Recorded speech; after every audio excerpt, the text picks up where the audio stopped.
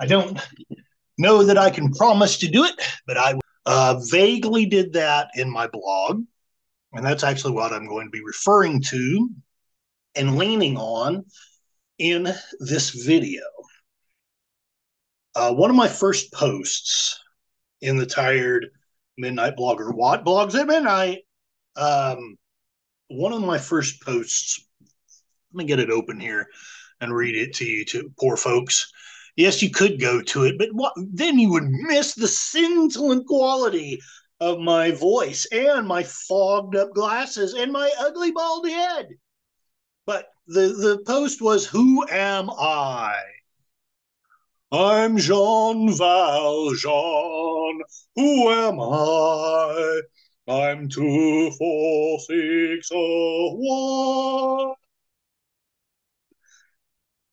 And I tell everybody back in that heyday of a year and some odd months ago, it's been way too long since I did something like this. I keep starting again by fits and starts. My efforts with another blog, No X for Christmas, proved to be traumatic, as did so many efforts during my marriage to an emotionally abusive narcissist. That is right. If my ex wife sees this, I'm calling you out. I know that you're going to probably think, oh my gosh, he's being abusive. Well, you know, if it is abusive to call Cassie a dog, then so be it. I may share more details as time goes by, and likely I will, because I intend to keep doing this until I either die or just have enough people tell me to get stuffed or whatever. Often, though, I'm tempted, sorely tempted, to just run away, leave all this stuff behind, all my mistakes, all the cruelties of society. Cassie, what? She just gave the most plaintive whine. But yeah, it's very tempting to shut down all the social media crap and that's worth a little bit, except for maybe 1,000 of my books or 500 of my books, and just pack up Cassie and disappear, never be heard of again. Just be a hermit, maybe a stoic, maybe even an ascetic. I don't know. See if I can connect with God, see if I can connect with nature, see if I can heal from the bruises and scars of the past. But the wisdom of this age tells us that no man is an island. Now, maybe women are. Actually, productive.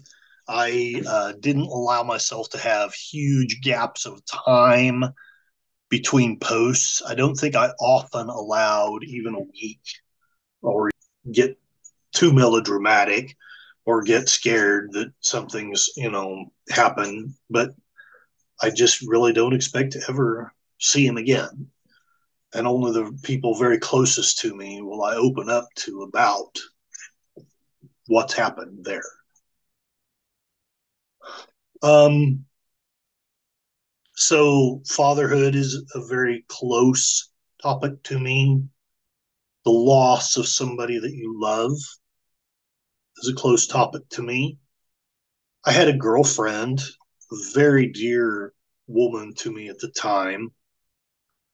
I really thought that she was the one, and I'm not going to trash her or at least deliberately be disrespectful to her on this blog or on this post, because to be fair to her, she probably was the most, or at least one of the most giving women that I've ever, definitely that I've ever dated.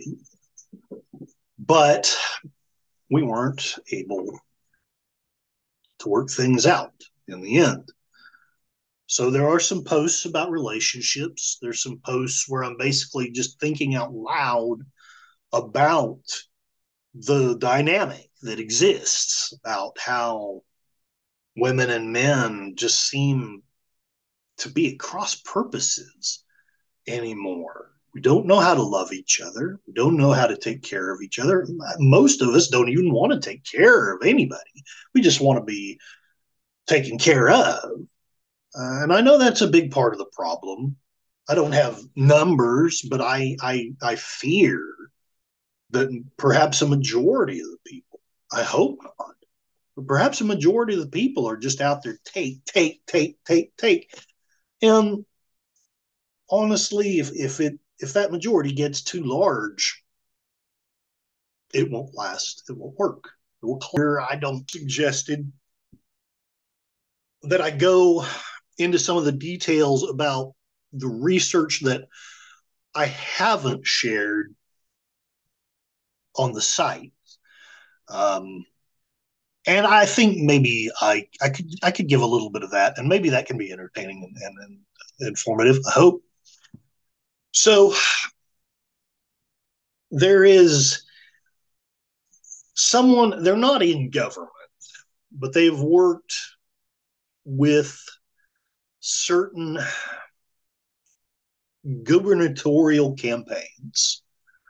I do not want to name any name, not even of the gubernatorial candidate, because this person, I don't want to over dramatize it. I mean, it's not like they're afraid for their life, but they want to live a good life. They don't want everyone around them hating them or thinking that they're an informer, but they did feel like some things need to come out and need to be investigated.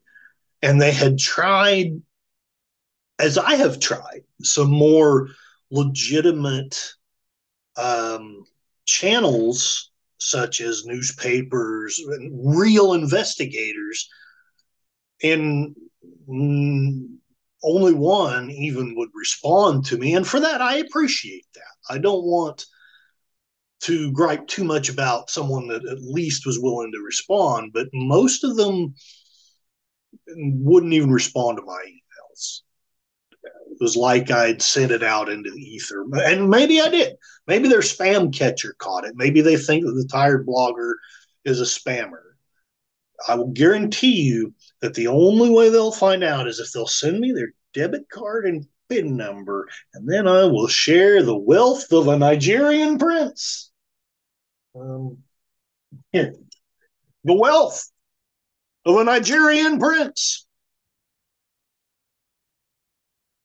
I hope I'm recording. Anyway, so the one thing I'm going to share is simply this person told me about an interaction between Eric Prince and certain people who had campaigned for certain positions. And they basically connected some dots for me about things that I was completely unaware of. Completely. And so, between their very occasional tactful guidance and my own research efforts, that's the Eric Prince series that I've written about that I hope everyone is liking.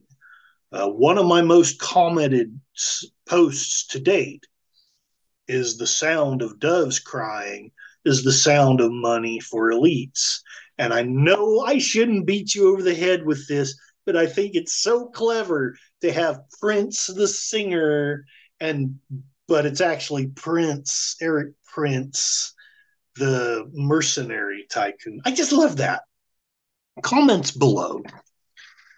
So most of my researches have again been led by that.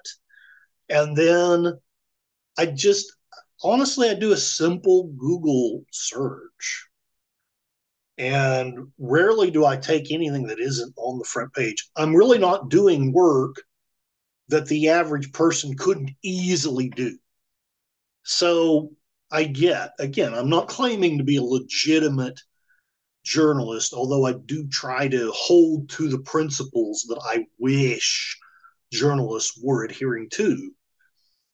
But I am trying to share things that I feel are pertinent, that I wish I had known.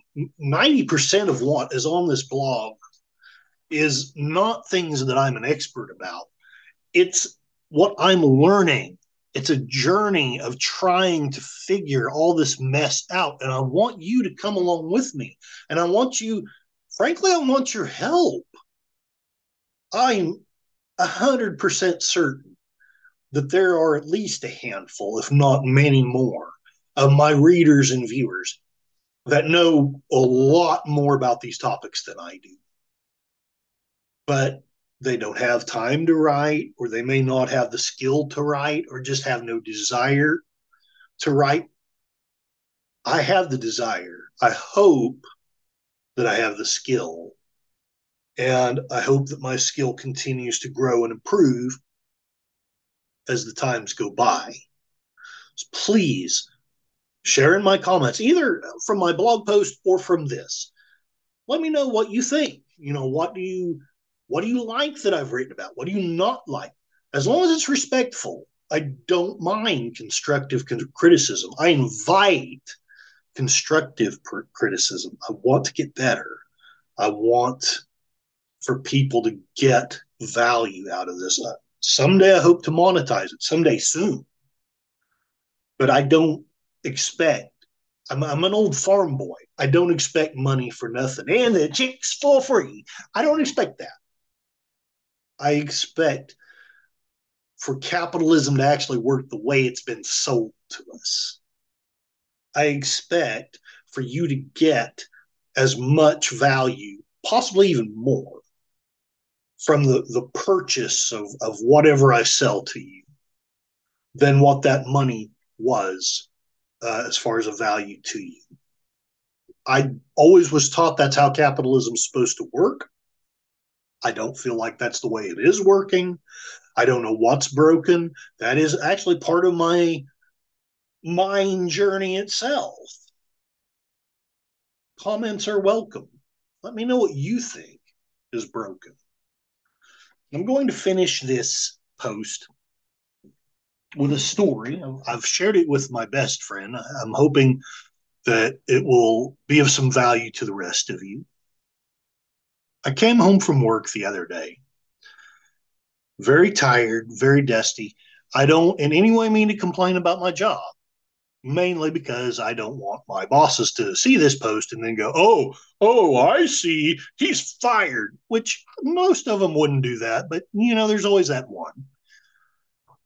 So, I'm not complaining about my job, but sometimes I come home very tired, very dusty, very dirty. And my top priority, right now, my top priority, other than my health, is Cassie, is my dog. I have friends, don't get me wrong, but they're not here. They're family in my heart, but they're not physical family in my apartment.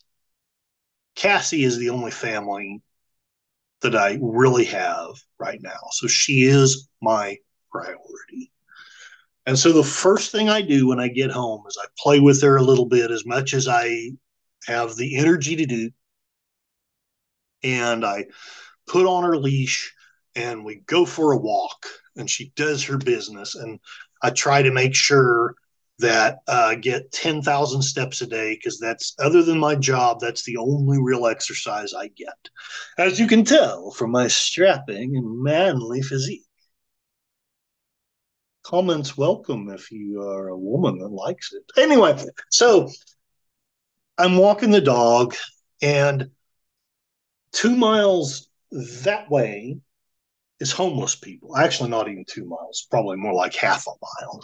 And then about a mile or two this way, there are the most gorgeous houses. Some of them are literal mansions.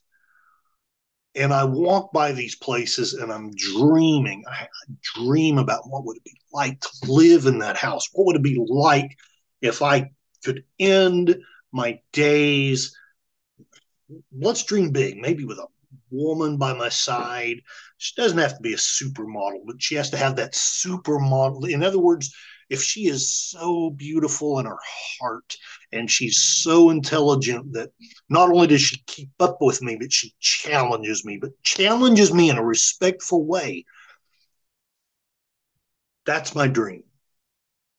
You know, have that house, but to have that nice place that you just sigh to come home to. And there she is, whether she's a stay-at-home wife, whether she works, but she's happy, and I help make her happy. I help make her happy. She helps make me happy. And Cassie is hopping up and down and giving her little whines. And Roy's there, and he's my son, and he loves me, and he knows at least a taste of what I've given up for him, and he appreciates it, and he's getting better. Even if he never gets really whole again, he gets better, and we're a family, and we're in a home. That's the dream. And I'm walking by one of these houses that I've been just drooling over. It's white and it's huge and has a 3-car garage, and it constantly has a for sale sign. And Cassie just goes crazy when we walk by. Every time she's wanting to roll in the grass, and it's like it just calls to me. And this guy drives up in a big redneck pickup. And I'm okay with you being a redneck if you're a real redneck. In other words, if you're a farmer and you're able to take care of yourself and you love your woman and you're gentle with your kids and you're tough but loving, you know what? You are the salt of the earth. You're what makes this state not collapse. But this was not one of those guys. He had a weird mix of urban cowboy and nouveau wealth. And I have nothing against, you know what? Get wealthy. Just don't be crappy. And I'm trying to get Cassie to go, and she's rolling around, and she just wants to play. And this guy walked up, "What is this? A dog park? You know this is private property." And I don't even know what he said after that, because like once you get to a certain confrontation with me, I completely shut down. It's not something that every man does. There's a certain particular subset of men. We can discuss that later. But I'm shutting down, I'm tuning him out, trying to take care of Cassie. She doesn't really know what to do with this negative energy that's being thrown at us. She's the most loving dog, literally ever, that I've had, ever. And she's like, "Oh, I'm a good dog. I'll love on you, and then you will love me," which of course doesn't work with a bully asshole like that. But she doesn't know. She's just a dog. She comes up and she's trying to love on him, and I will give him this much credit. He was smart enough not to touch my damn dog. That could have been very unfortunate for somebody. But she's jumping up, and I'm calling to her, and I'm trying I'm trying to keep my voice calm. I have no idea what it actually sounds like to him, but it's a tired man.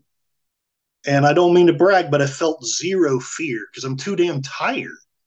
If he beat the shit out of me, oh, damn, I've never been beat the shit out of before. So, and I'm calling to her, and God help me, I actually even call her a bad girl. She finally gets back, and I do this weird Aikido thing because I used to be an Aikido, and I get her down and I pet her and I love on her. I tell her she's a good girl, and I'm honestly I'm sheltering her from him because it's my instinct. It's just that's my instinct is to protect you from shitty people like that. I don't know what his impression was, but you know what? He didn't say anything in the last couple of minutes that I was there, and that was really the smartest thing you could possibly do. I've only walked by his house again one time just to look at it, just to notice that it looks empty. It looks like a shell. Um, Even if I do become a millionaire, my friend, you're not going to get my money. That house can rot as far as I'm concerned. Make of this story what you want, but it's a symbol of about 90% of my writing. There are people who will harm no one if they are just left alone. And there are people who don't, for whatever reason, they can't leave you alone. And the day is going to have to come when they either learn to leave us alone or they will reap the whirlwind. Not from me. I'm too old. I don't have the skills, but there are those who do. So maybe stop messing with people. Start minding your own business. If Cassie had been crapping on his yard, I could have understood his feeling.